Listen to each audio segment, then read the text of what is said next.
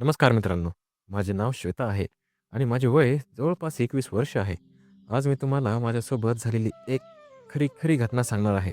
मित्रांनो, ही गोष्ट 2 वर्षाच्या आधीची आहे. पण मित्रांनो, अगोदर आपल्या चॅनलला सबस्क्राईब नक्की करा. मी दिसायला खूपच सुंदर होते. माझी हाईट 5 फूट आणि जवळपास 4 इंच होती. आमच्या घरी आम्ही एकूण 5 जण राहत होतो.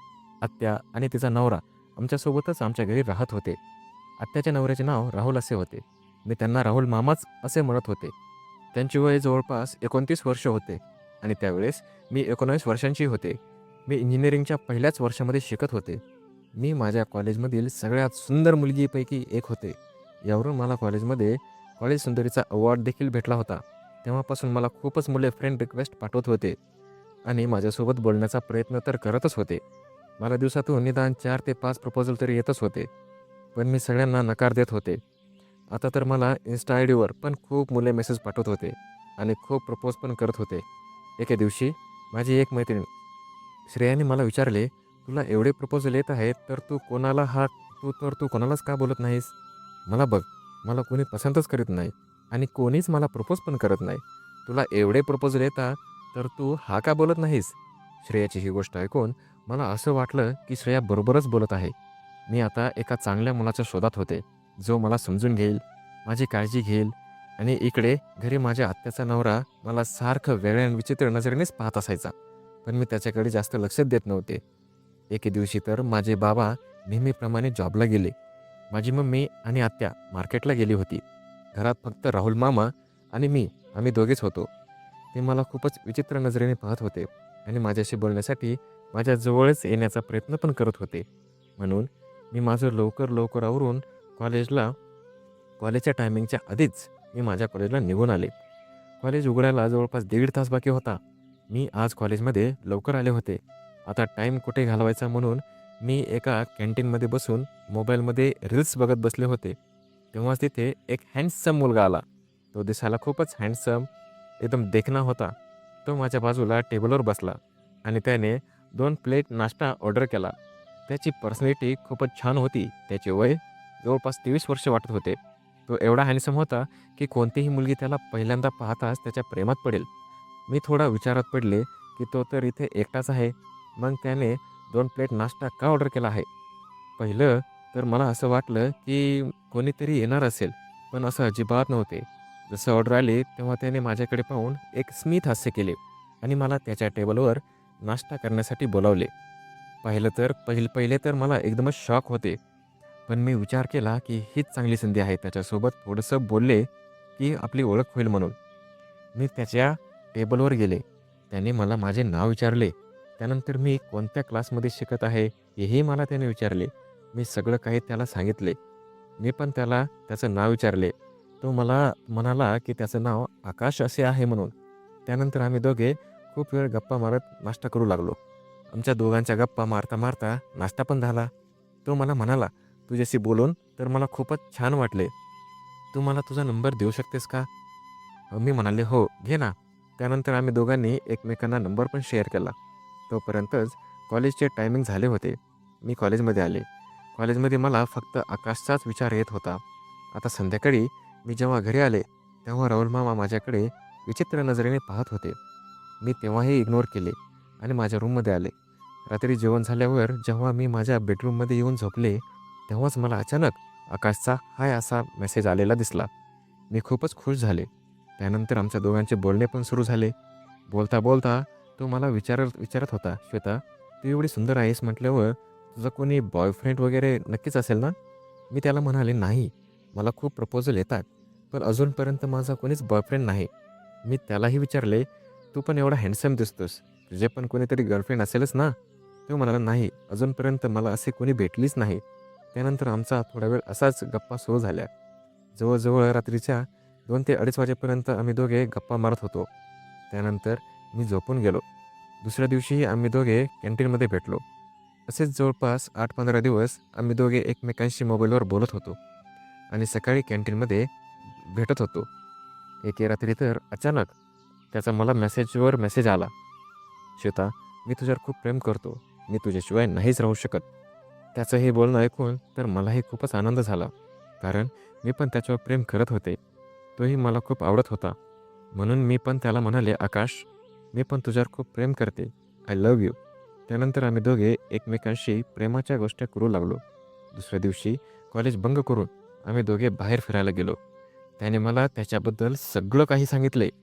त्याच्या खर्चाबद्दल, त्याच्या जॉबबद्दल सगळं काही सांगितले. मी पण त्याला माझ्याबद्दल सगळं काही सांगितले होते. त्यानंतर एके दिवशी मी त्याला घरी बोलावले आणि तो घरी येण्यास तयार पण झाला. दुसऱ्या दिवशी आकाश आमच्या घरी आला आणि मी माझ्या आईला त्याच्याबद्दल सगळं काही सांगितलेच होते. मम्मी, हा माझा बेस्ट फ्रेंड आहे आकाश. त्यानंतर माझ्या मम्मीनेही त्याच्यासोबत बसून खूप साऱ्या गप्पा गोष्टी केल्या. कामावरून जेव्हा माझ्या आत्याचा नवरा राहुल मामा आले, ते आकाशला पाहून चकितच झाले. त्यांनी माझ्या आईला विचारले, "हा मुलगा कोण आहे बरे?" माझी आई त्याला म्हणाली, "हा श्वेताचा मित्र आहे." हे ऐकून ते माझ्याकडे रागानेच पाहू लागले आणि तिथून तनतन करत त्यांच्या रूममध्ये निघून गेले.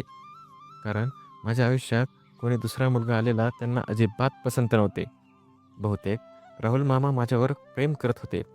त्यानंतर माझ्या आईने आकाशला जेवण वाढले. आम्ही तिघे गप्पा मारत बसलो होतो आणि त्यानंतर आकाश निघून गेला. माझ्या आईला आकाशसोबत बोलून खूपच छान वाटले होते आणि माझी आई त्याची खूप तारीफ पण करत होती. रात्री जेव्हा मी माझ्या रूममध्ये झोपायला जात होते ना, तेव्हाच मी पाहिले की राहुल मामा आता माझ्या रूममध्येच माझी वाट पाहत उभा होते.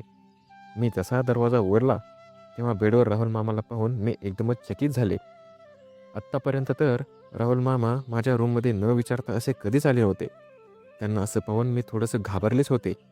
त्यानंतर राहुल मामाने दरवाजा बंद करत मला म्हणाले, "श्वेता, तुझं तर त्या पोरासोबत काय संबंध आहे?" मी एकदमच घाबरले. मी त्याला म्हणाले, "आकाश हा फक्त माझा एक चांगला मित्र आहे. तुम्ही जे विचार करत आहात तसे काहीच नाही आमच्यात." त्यानंतर राहुल मामाने माझा हात पकडला आणि मला म्हणाले, "जर तुमच्या दोघांमध्ये असं काही दिसलं तर बघ." अशी धमकी देऊन राहुल मामा माझ्या रूममधून बाहेर निघून गेले. दुसऱ्या दिवशी मी आकाशला ही सगळी गोष्ट सांगितली. आकाशला पण या गोष्टीचा खूपच राग आला होता. त्यानंतर राहुल मामा माझ्यावर खूप लक्ष ठेवून होते. मी घरातून किती वाजता जाते, किती वाजता येते, ते ते फक्त माझ्यावर नजर ठेवूनच लागले होते. एके दिवशी जेव्हा मी कॉलेजवरून वापस आले, तेव्हा राहुल मामा माझ्याकडे टक्क लावून पाहत होते. पण मी मुद्दाम त्यांच्याकडे दुर्लक्ष करून उड्या मारत माझ्या रूममध्ये निघून आले होते. तेव्हा त्यांना असं वाटलं की मी काहीतरी गडबडच केली आहे म्हणून. जसे मी माझ्या रूममध्ये आले, त्यानंतर 2च मिनिटात राहुल मामा पण माझ्या रूममध्ये आले आणि पुन्हा मला विचारू लागले.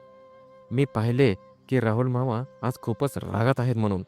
मी त्यांना विचारले, "मामा, काय झाले तुम्हाला?" मला समजले होते की राहुल मामा आता माझ्या प्रेमामध्येच वेडे झाले आहेत म्हणून. यामुळे माझ्या छोट्या-छोट्या गोष्टीवरून पण त्यांना त्यांना शक येत होता आणि पुन्हा ते मला बचावत पण होते. "त्या पोराला भेटू नकोस. मी तुला सांगितलं होतं ना?" मी त्यांना म्हणाले, "नाही मामा, मी आता त्याला भेटत पण नाही." असंच मी प्रत्येक टायमाला जेव्हा पण ते मला आकाशबद्दल विचारत होते ना, तेव्हा मी त्यांना काही ना काही सांगून, नाटक करून त्यांचं बोलणं टाळत होते.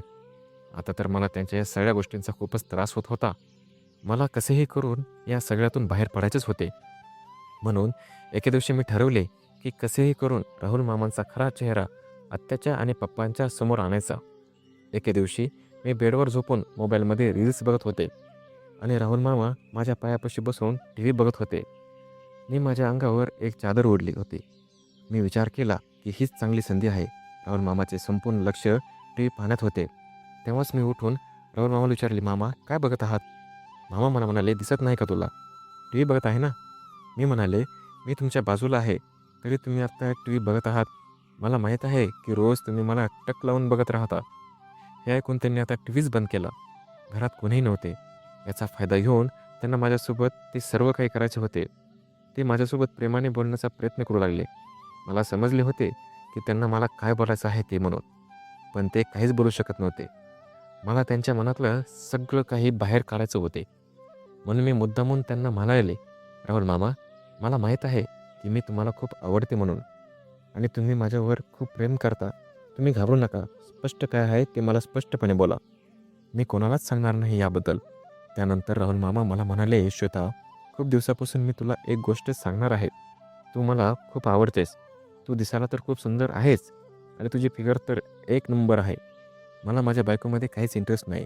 मला तुझ्याशीच लग्न करायचं आहे आणि तुझ्यासोबतच ते सगळं काही करायचं आहे जो एक नवरा त्याच्या बायकोसोबत करतो. मला तुझ्यासोबत स्वागत पण मनवायची आहे.